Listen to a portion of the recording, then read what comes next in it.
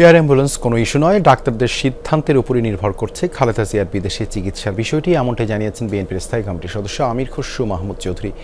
দলের ভারপ্রাপ্ত চেয়ারম্যান তারেক রহমানের ফেরার বিষয়ে তিনি বলেন, দ্রুতই তিনি দেশে ফিরবেন, সবকিছু প্রস্তুত করা হচ্ছে, যে কোনো সময়ে ফিরবেন। যারা না আসার গুঞ্জন ছড়ায় তারা ছড়াবেই।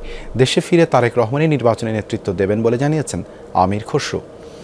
তারেক রহমান দেশে ফিরবেন এবং তার নেতৃত্বেই বিএনপি নির্বাচনে অংশ নেবে। যত তাড়াতাড়ি দ্রুত নির্বাচনের মাধ্যমে দেশে গণতান্ত্রিক অর্ডার ফিরে আসুক, এটাই বিএনপি নেতাকর্মীদের কাম্য, এটাই বাংলাদেশের মানুষের কাম্য।